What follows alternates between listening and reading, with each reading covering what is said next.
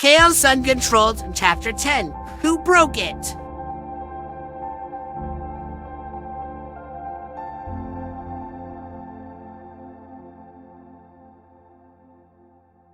Knuckles Wachowski watched the young rabbit's actions carefully. She was a skilled flower weaver and had crafted his brother's crowns of flowers and was currently working on one for him. And done. She held up the finished product to show him. They didn't seem to be in any particular order or pattern to the colors or the size of the flowers, but small purple ones were sprinkled regularly throughout. I want to use the purple ones. They match your eyes really well. Knuckles bowed his head and allowed her to place the crown upon his head. Thank you, Flower Weaver Cream. I will wear this crown with honor. Cream, look what we made for you. Sorry it's not as nice as yours. We tried our best. Oh, it's beautiful. Once the crown was placed on Cream's head, she gave a small curtsy, and each of the brothers returned it with a bow. A few flowers fell out of Cream's crown, and it became looser. Yeah, we had a bit of trouble. Can you show me how you do it? Of course. Tails plopped down opposite from Knuckles and plucked a few flowers from the ground.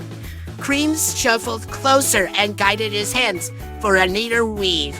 Around them, Sonic ran from place to place in the garden, collecting other flowers and adding them to the small pile next to them. Do you want to try making one, Knuckles? Knuckles looked between the little rabbit's happy expression and the flowers gently swaying in the breeze. They are small and delicate. They will crush easily. Knuckles tensed when she placed her hand in his palm. Her hand was so tiny compared to his, and if he weren't extremely careful, he could seriously hurt her. It's okay. I think you can do it. Knuckles scanned her face and found no sign that she doubted her words. You're able to handle the fruits and vegetables at home, alright? Mostly.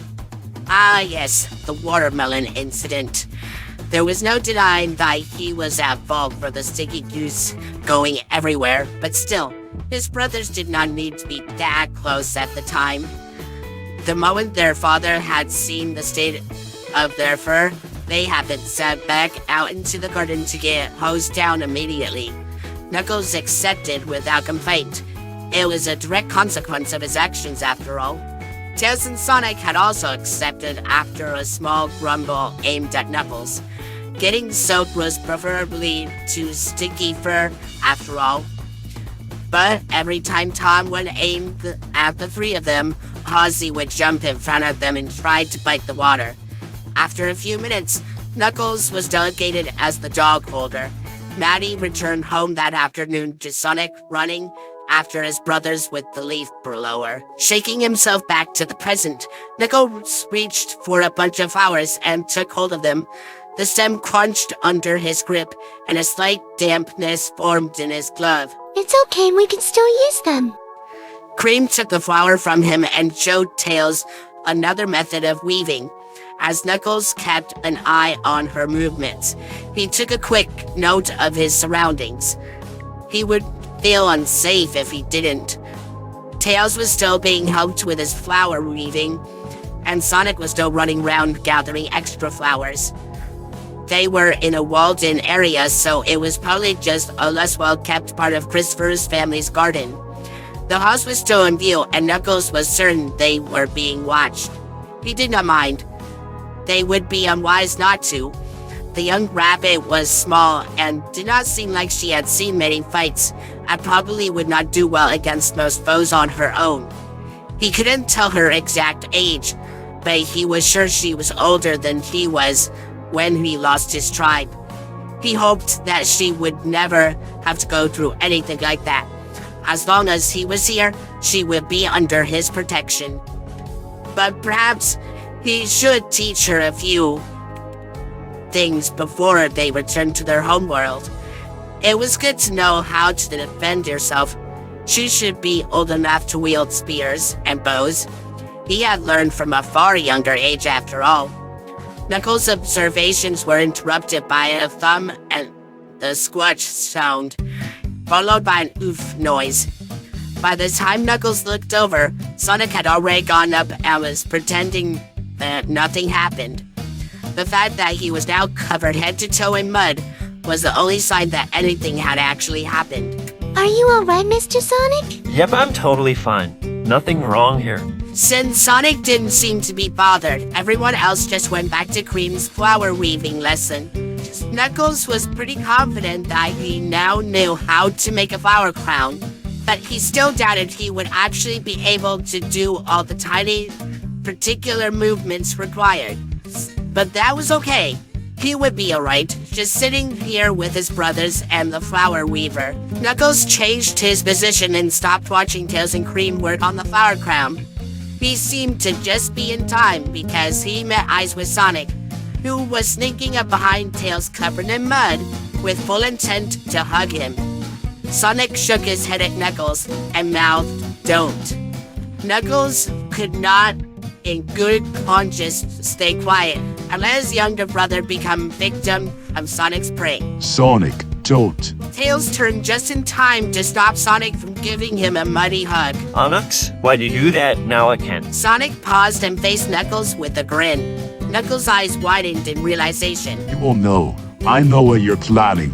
Don't do it. You will regret it. Sonic was not deterred and began to approach Knuckles with a teasingly slow speed. Don't you dare. Knuckles got up and backed up a few paces.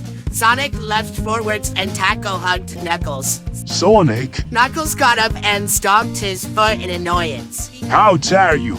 Dishonor. Sonic was apparently not done and was gathering mud in his hand to throw. Elo launched a very muddy hedgehog tackle his older brother.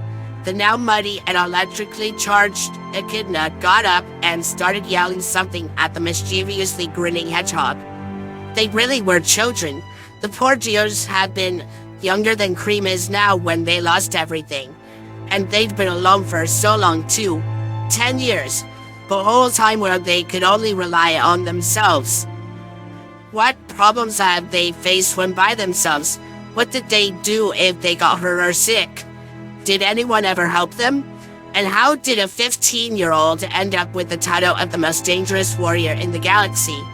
How much had he fought to earn it? And when did he get it? How young was he? Ella wasn't the only one with questions around the room. Various conversations could be heard. For one thing, I want to hear how they saved themselves from being thrown into a fire with a dance battle. They must have been pretty crafty to get out of that. I don't get how they're so close when they haven't known each other for even a year. Cobalt Sonic glanced over at the trio outside, then back inside to their counterparts. It had taken Knuckles quite a while to warm up to everyone, and he still wasn't quite there yet. If I hadn't been here to hear the story, I would have just assumed that they knew each other their whole lives. Their power sounds so interesting. I've never seen anything like it. Right, Tails?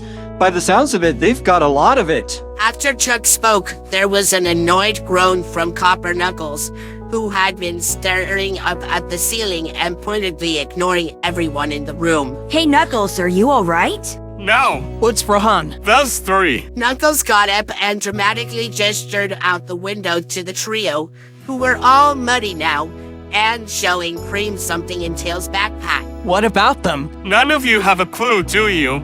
Most of the room were aware to some level that the trio had more chaos energy than normal, but no one more so than Knuckles. At the lackluster responses, Knuckles took a breath and began to explain. Saying they've got a lot of it is a huge understatement about their power. The amount of chaos energy flowing through those three is absurd. Well, the Chaos Emerald did light up in response to Big Spite. Of course it did. They're practically radiating chaos energy like a Chaos Emerald does. Do any of you realize just how much their energy was acting up when they were telling us their story? The others all shook their heads. Of course not. None of you can sense chaos energy the way I can. Chill out, Knuckles. Aren't you being a bit dramatic? No, they don't make any sense. They shouldn't be able to have that much chaos energy all the time. None of you realize just how unusual this is. Most beasts can handle that much on their own for even a short amount of time, and they just have it all the time. But if they had it their whole life, wouldn't they be adjusted to it? That's mostly what I'm concerned about. Chaos energy is very reactive to emotions, and if they've had it their whole life, it's gonna be even more reactive to their emotions. Well, they're on our side, so everything should be fine, right? It doesn't matter if they're on our side or not. Their chaos energy has been reacting automatically, even if it's unintentional. Do you have any idea of the kind of disasters they could cause? Okay, maybe giving Cream that laser pistol was a bad idea. But four of them stood in a still shock at the new hole in the wall. They could hear a door open and footsteps approaching. See? We left them alone for 5 minutes, and look at what they did! Copper Knuckles was angrily yelling at the pile of rubble they had just caused. Okay, this looks bad, but let us explain. Azure Sonic was pushed aside by his older brother before he could say anything. Forgive us, we only wanted to give Flower Weaver Cream a way to defend herself. So you gave her that? Sam was eyeing the small pistol in Cream's hand. A spear is a preferable first weapon, but Tails' inventions are suitable to learn with. She's a little kid. She shouldn't be learning about weapons in the first place. I was given one at a younger age.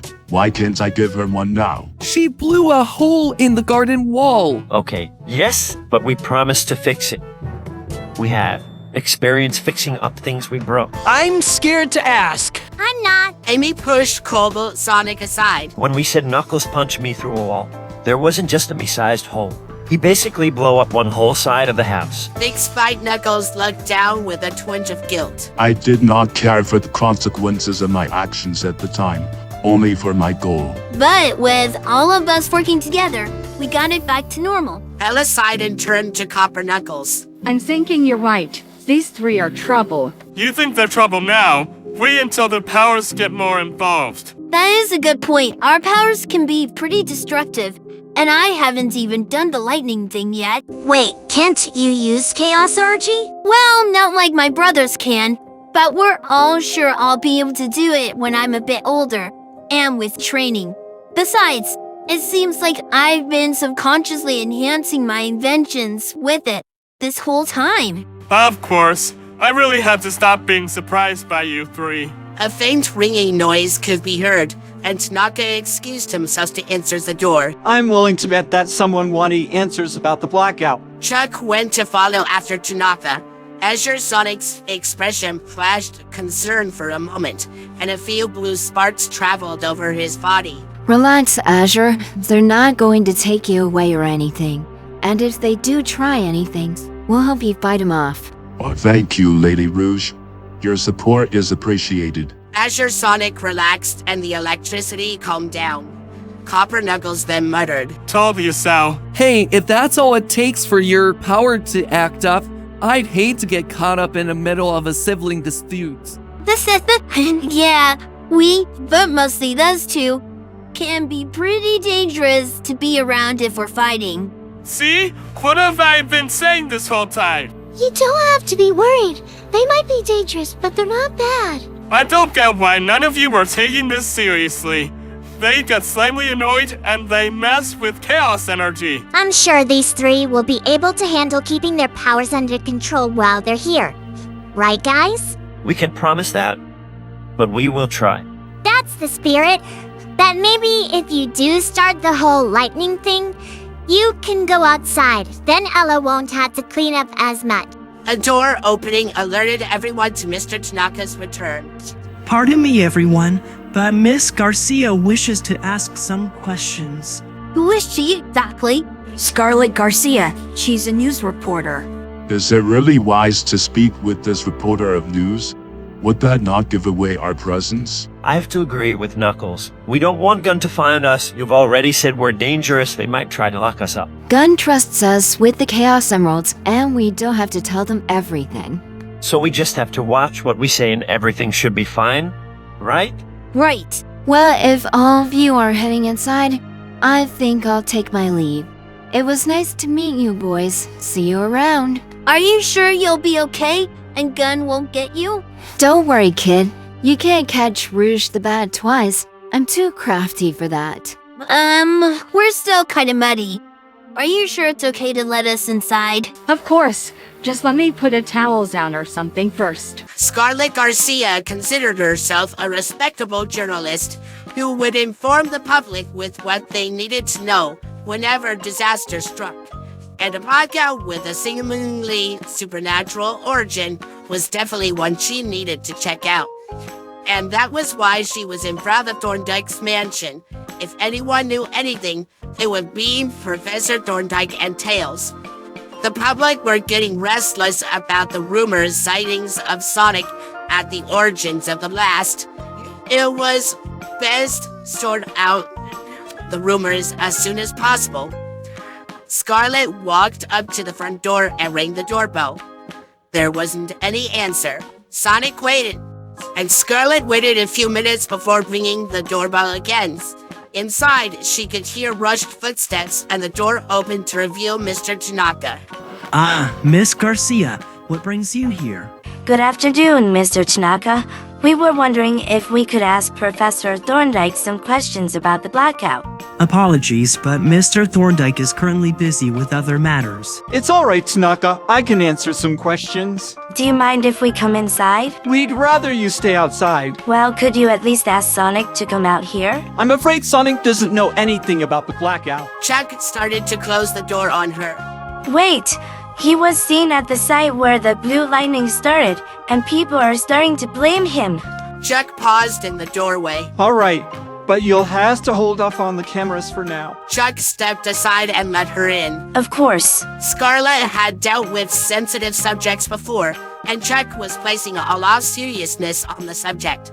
She was led to the main lounge room where strangely no one was. Take a seat, Miss Garcia. I'll fetch everyone. I would like to warn you that this situation is an unusual one. I understand, Professor Thorndyke. Scarlett heard a door open and Mr. Tanaka re-entered the room. Following after Mr. Tanaka were some familiar faces. Sam, Ella, Amy, Cream, Sonic, Tails, and to her surprise, Knuckles. He didn't hang around the others much. It was nice to see him around. Ella rushed to another room and came back with a towel. She laid it down on one of the couches. Scarlett didn't have time to consider this because Sonic, Tails, and Knuckles walked in again.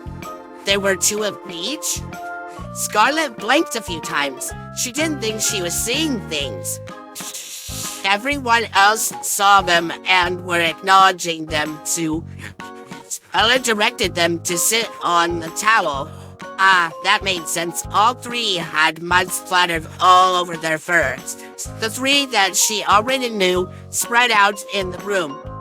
Tails went to Chuck, Sonic went to the windowsill, and Knuckles stayed by the door, away from the groups.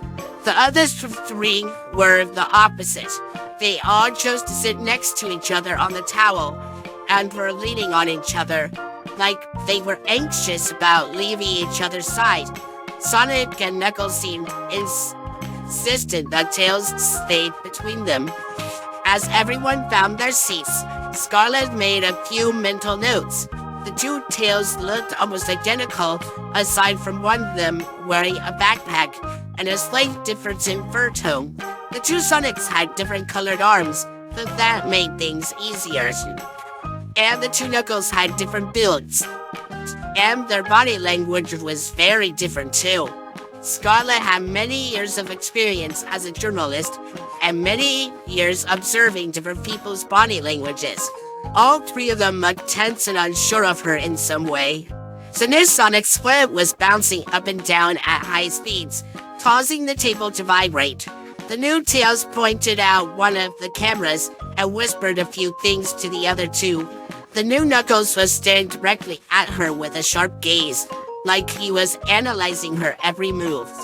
Many strange things had happened since Sonia's friend showed up. But the copies of Sonic, Tails, and Knuckles sitting in front of her might have just been the strangest thing yet. Rouge touched down outside of the gun base and was immediately met with one of the commanders she didn't care to remember the name of. Where have you been? Can't a girl have some time to herself? You're an agent. You can't just wander off whenever you please. Yeah, Gav, relax. I wasn't doing anything wrong. I doubt that.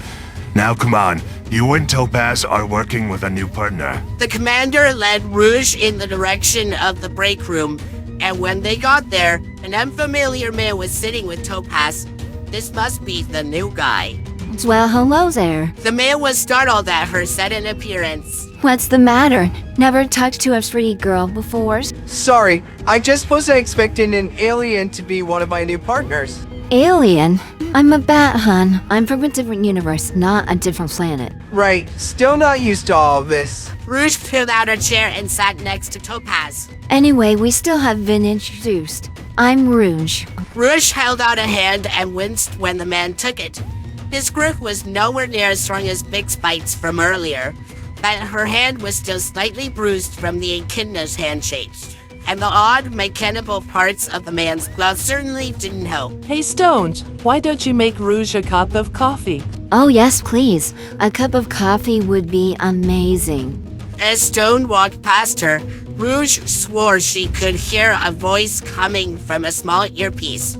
Was he listening to something right now? Well, that's rude. And what was with those twitches he was doing with his hand? They weren't random. He was doing very specific movements, and his mind looked like it was somewhere else. Rouge couldn't come up with the answers right now, so she filed away that information for later, and took the coffee she was being offered. Say, this is really good. Thank you. I always love to see people enjoy my coffees. There was something that sat wrong about this guy with Rouge. She would have to keep an eye on him. Eggman held one of the newly completed prototype egg drones in his hands. He'd been having a back and forth conversation with a friend, who was still refusing to tell him much or even actually speak to him. Eggman had wanted to send the drones on a direct attack to test them out, but the friend had suggested that he send them alongside another robot as an assistant rather than the main attacker. Eggman supposed that was logical, to have a backup for an untested drone. One of the mid-sized robots should do fine, and sending them after Sonic would be the perfect plan. Bokun, come here! I need you! Unlike what was normal, the little bot didn't come flying over immediately. Where is that flying little pest? We have not seen him, Dr. Eggman. Yeah, he's not here. Guess I'll have to change plans then. No matter where he attacked, Sonic would show up pretty quickly, but Eggman wanted him there and testing as soon as possible. And without Bokun around to deliver the message, he would need to attack somewhere obvious. The train station would be perfect. Vanilla felt the train come to a stop and saw the people start to get up and make their way off the train. None of them really wanted to get involved in the bustle of the crowd, so Maddie took out the map and opened it for all of them to see. We'll probably have to find some kind of public transport, won't we? Here's Helven. The way was clear for them to get up now, and the four of them got out of their seats and off the train. All right, we need to head this way. Maddie pointed in a direction and started to lead them, but a rumble sent the four of them off balance. They could hear screams and mechanical sounds ahead of them, and from around a corner, a large robot twice Vector's height stepped out. It had a silver metal sheen and was vaguely human-shaped with two large bulky arms and a single eye. That's one of Eggman's robots! I knew he had something to do with this! At Vector's shout, the large robot turned to them and prepared to fire a laser in their direction. Maddie reacted fast and pulled a small yellow triangle from her pocket. She pressed the center of it, and from its side sprung sharp blades. Oh, it was a boomerang. With a clearly practiced throw, Maddie tossed the boomerang at the bot and landed it directly in its eye. Nice shot! Now let me have a go. Vector rolls his shoulders and stomped up to the robot. It tried to hit him, but Vector managed to avoid its blow. But the crocodile was clearly struggling and would not be able to hold it off for much longer. Vector, move! Vector didn't waste any time and ducked away from the robot, fully trusting in Tom's warning. Tom tossed a small disc below the large machine, and a moment later, it released a pulse and sent the machine backwards into a wall. It twitched for a second and went limp, seeming to deactivate. The people who had scattered during the short attack surrounded them and started showering them with praise. Vanilla was left out of the circle. She supposed that was fair. She uncontributed to defeating the robot. The others had reacted quick enough so that she didn't need to. It was barely audible over the crowd, but there was a clunking sound. No one other than Vanilla acknowledged it. The clunking sound was coming from the robot. It had shifted from one of its arms underneath it and was trying to hoist itself into a standing position. Vanilla had to act now. There was plenty of rubble in the area, but what caught Vanilla's eye was a broken metal pole that was probably used to be part of a sign of some sort. Look out! Vanilla grabbed the metal pole as she dashed past the group and rammed it into the robot's chest, sending sparks flying. Once again, it went limp, and she had to dodge out of the way as the robot started to collapse to avoid getting crushed. Vanilla could feel the breath knocked out of her when she hit the ground. You alright? Vanilla took the hand that Tom offered to her, and once she got to her feet, she brushed down her dress and took a shaky breath. I think so. Oh, that was scary. I think I'm running on pure adrenaline right now. Maddie put her hand on Vanilla's shoulder and encouraged her to take a few breaths. Thank you. I feel much better now. Hey, Miss Vanilla, you did pretty good with this. I think you should take it with you. Vector collected up Tom and Maddie's weapons and was handing her the pole she had used. Alright, but to be honest, I'm just as surprised as you are that I was able to do that. I just acted on instinct, and I have no idea if I'll be able to do it again. Vanilla held the pole in her hands and tested a few movements. Maybe she could defend herself against a basic robot, but a more complex foe would be a struggle for her. They probably should tell someone about this so it could get cleaned up as soon as possible. Someone could possibly still get hurt with it lying around. A few paces away, there was a police officer blocking the corner the big robot had come from. It was probably best to let them know. Thankfully, Tom had already gone up to them and started a conversation. Thanks for dealing with that robot for us. The small ones back here were giving a lot of trouble. Smaller ones? Yeah, a bunch of white flying egg-shaped ones. About this big. They must be new. I've never seen them before. Tom and Maddie's expressions got very frightened. Can you show us? Hey, wait! I can't just let you through. This place is off limits to civilians. Oh, I'm not a civilian. Here. Then Tom showed him his sheriff's badge. Sheriff Wachowski from Montana. You're a long way from home. Don't I know it? I've found these two all lost and confused. My wife and I decided to escort them here. Miss Vanilla here is Cream's mother. Oh yeah, I can see the resemblance.